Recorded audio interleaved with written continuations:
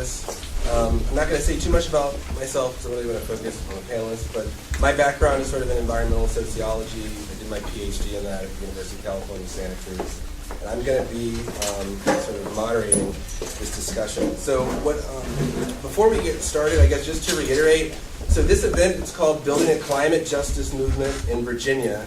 And one of the points of the event is to sort of expand the conversation between environmental justice and climate change. That conversation's already going on, but we're trying to sort of break that down and make this sort of a public information session and a chance for public engagement as well. So we'll be focusing sort of on social and environmental issues connected to climate change, but most importantly, we're going to focus sort of on what is being done right now in response to the scientific consensus regarding human-caused climate disruption, which is already going on and is expected to get a lot worse. So a big focus on this, though, is despite the climate crisis, we're really going to be focusing a lot on what people are doing in terms of organizations, community development to respond to climate change, and in particular, how this issue is relevant here in Virginia. And I'm really excited to have our panelists here today. They've all got different connections to the climate justice movement that is building here in Virginia. And one thing I also want to say about Virginia is that currently Virginia is sort of emerging as a major platform for climate justice organizing for a variety of reasons, the coastline that we have, the varied landscapes that make this region very mineral rich, and also in terms of the most recently pipeline infrastructure, things like that. But anyway, Virginia there's a lot going on here, and this is one of the reasons why we wanted to have this event today. So without further ado, I'm going to go ahead and introduce our panelists. They can say more about themselves, maybe just sort of really briefly. So we have Janelle White-Newsome, who is Director of Federal Policy for WE ACT of Environmental Justice. We have Mary Finley Brooke, who is Associate Professor of Geography and Environmental Studies and International Studies at the University of Richmond.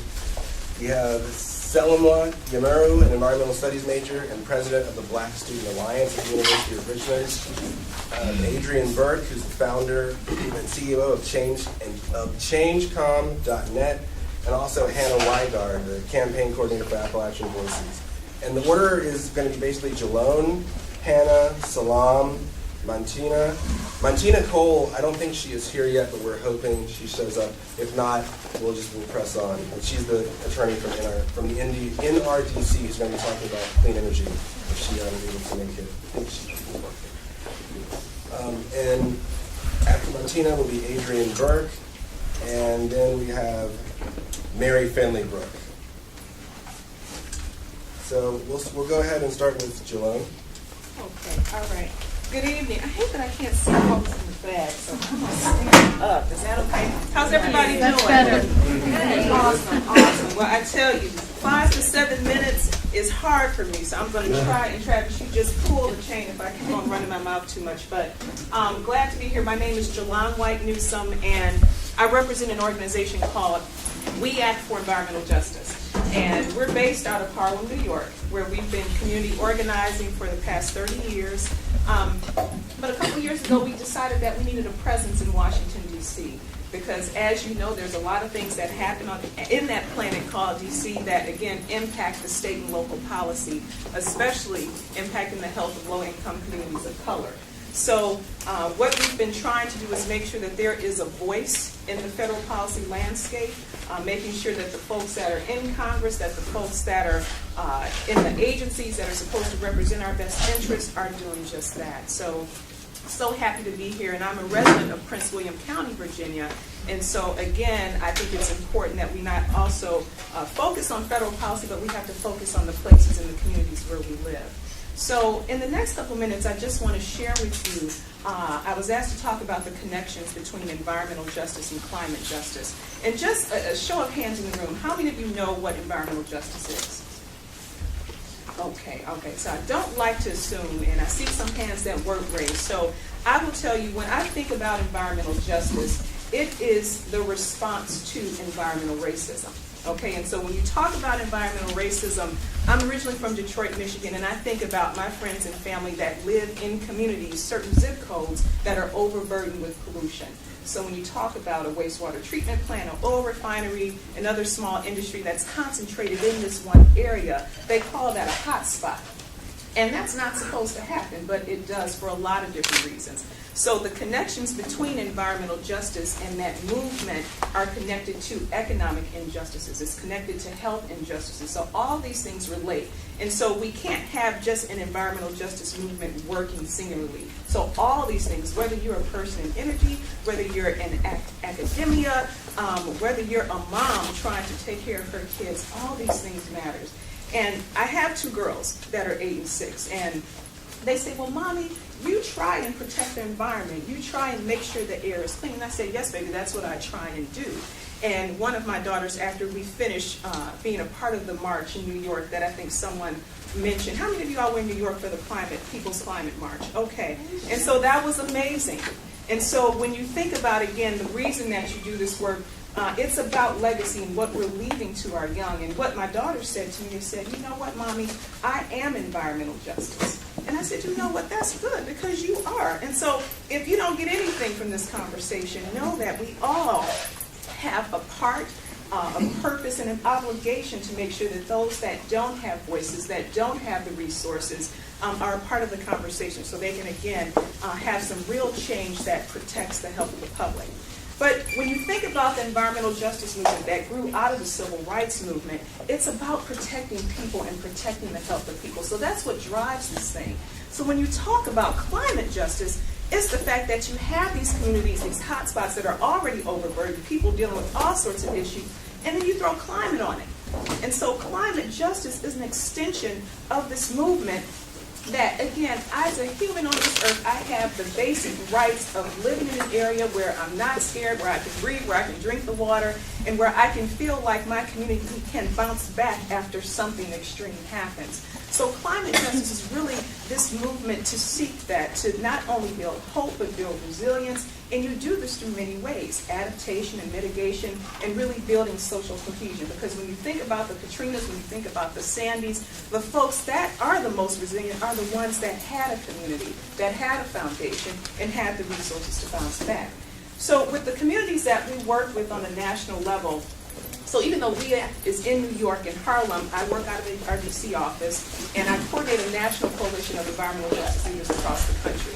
And it's so interesting because even though everybody has their issues, in the West is drought, we got snowstorms and sea level rise and all this stuff, we're all connected by a common thread. The fact that we have some disproportionate impacts going on in certain areas, and it's not just by happenstance. And I like to say that climate is something that can happen to everybody, but it happens differently to different people and different communities. So it's really with this movement, whether it's nationally, whether it's locally, that it's about building that social cohesion, making our folks that are in leadership accountable, which again means not only making the big laws like the Clean Power Plan or the ozone standard or methane standards, standards that are protective of the most vulnerable, but also giving resources to those to make sure that as our climate continues to change and as we see more extreme events, that folks are able to rebuild back in a smart way and bounce back and get back to everyday life.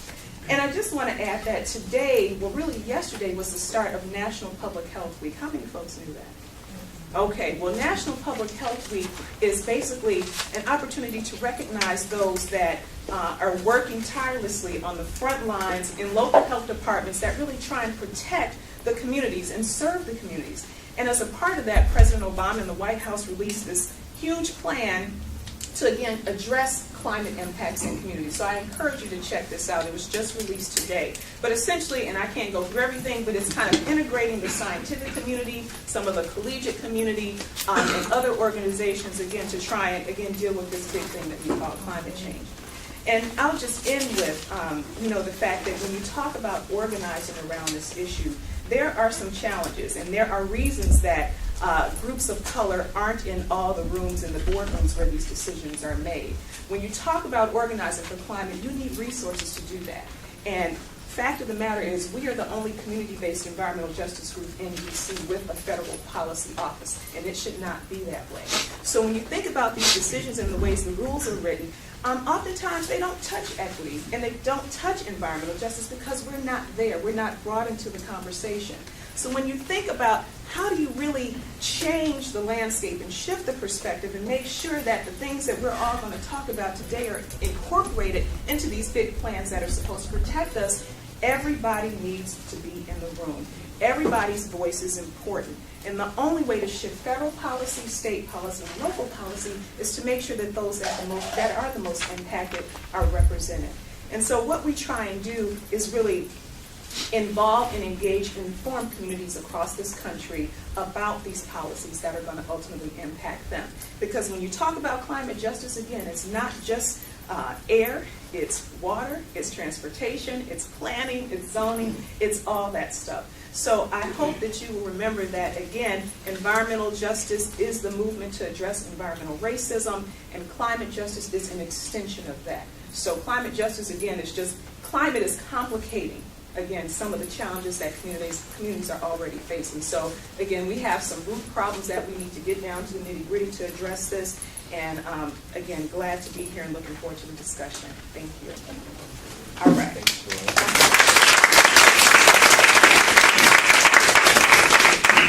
Next, we're going to be hearing from Hannah Weidard, Appalachian Voices, Mountain Justice. Stand like you did. And also, I just want to say, if you want to use the podium, you can use the podium, let us know right away. You know, I think I might use it. They'll hold my notes. Jotted notes to hopefully stay under my time limit. So thank you, Travis. So I'm Hannah Weigard. I work with Appalachian Voices, and our Virginia office is out of Charlottesville. And I'm a lifelong Virginian. I've been in this state my whole life. Growing up in the south side of Virginia and then just south of here in Chesterfield County, I've seen sort of the difference between sort of the agricultural economy of Virginia and the rapidly developing suburban areas, and going to college at William & Mary and spending some time in coastal Virginia organizing, doing this kind of work since then. I've seen that side of the state, the eastern part, and now getting to organize in the southwestern side of the state. I'm enjoying meeting the people down there and seeing the differences in economy and really the different worlds within Virginia. It's such a diverse state. Our climate zones, the people of different walks of life across the state. And I just love being from Virginia now. However, Virginia's got some issues. So we're a state that's been dependent on coal for generating electricity for quite a long time, and we're a state that's had 100 years or so of coal mining.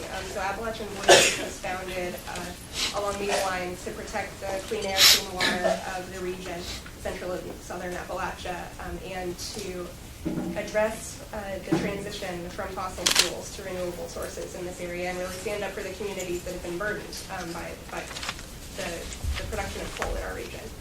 So what have some of the consequences of that been? Who here is familiar with mountaintop removal mining, to start off with? A little bit under the radar, but it looks like a lot of this room knows. For the few folks who may be less aware, mountaintop removal mining is a very destructive, extreme practice. Virginia is one of the states where it's carried out, and our region has lost 500 mountains, over 500 mountains to this destructive practice. So as long as we're talking about the human health impacts and the impacts to communities, I wanted to highlight a few of those. They include high rates of cancer. They include birth defects and respiratory and cardiovascular disease. And these translate actually to states that bear the burden of coal mining being among the lowest in the Gallup Coal Well-Being Index. So Gallup has studied how what sort of the feeling of well-being is among people, and Kentucky and West Virginia are two of the states that are consistently dead last and next to last in that list, just because the impacts of extreme mining are so serious. The community impacts extend to drinking water. Blasting destroys homes. Rocks can come down mountainsides to destroy homes. And the worst of it is also that it can cause flooding, just the way that the landscape is changed by removing the tops of mountains and filling the rubble and soil and toxic material into the valleys. Can cause all kinds of impacts on folks' lives. And yet, the exact same words that Jalone used to describe folks impacted by these environmental justice issues in more urban settings are the same ones I would apply to folks in Southwest Virginia and other parts of coal mining country. Hope, resilience. I can't say enough that these really characterize the feeling of folks in that region. And so what I'd like to highlight is that people are looking at their communities, thinking about what they want to see, and then are putting that into action. So a couple of examples I'd love to highlight are that this just really speaks to that people have a wealth of ideas and there's no shortage of initiative. There's a group called the Clinch River Valley Initiative. Folks are starting to set lands aside in Southwest Virginia for state parks.